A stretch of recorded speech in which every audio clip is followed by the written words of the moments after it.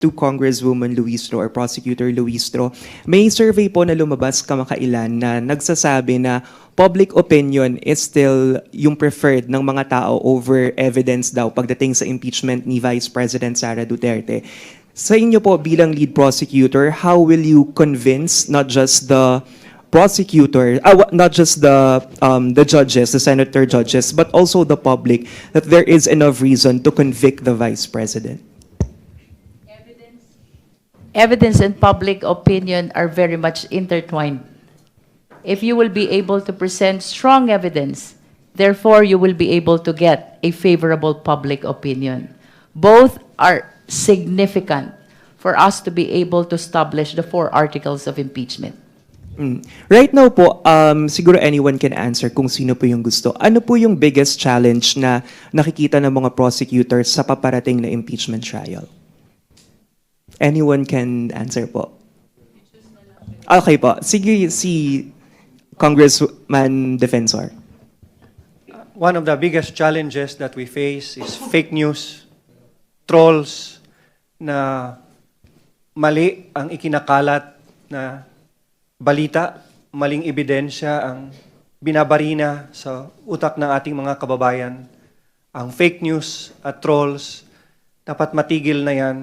And this impeachment is one of the biggest step that we can take for accountability to start in this country. Pero dapat ma-overcome din natin ang fake news dahil hindi natin maaabot ang katotohanan, hindi lang sa impeachment na to, but truth in everyday living kung hindi natin ma-overcome ang fake news at mga trolls na umaatake, hindi lang sa House of Representatives, but to truth itself. Thank you, Kong. Siguro last na po on my end to Congresswoman Luistro. We are all aware po doon sa Senate leadership change nitong nakaraan. And hanggang ngayon po, medyo uncertain pa rin because 13-11 pa rin yung majority and minority. Is this something na concern po ang prosecutors? I mean, are you concerned with the current majority members or with the current lineup of senators, especially doon sa majority ay kilala naman pong kaalyado talaga ni VP Sara at ng mga Dutertes? Well, let us all be reminded that this is a constitutional duty that the public prosecutors are trying to fulfill.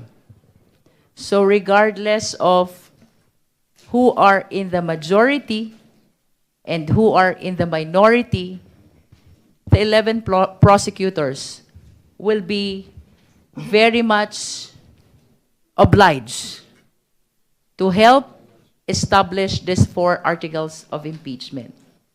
We wish to express also our highest respect to all the senator judges.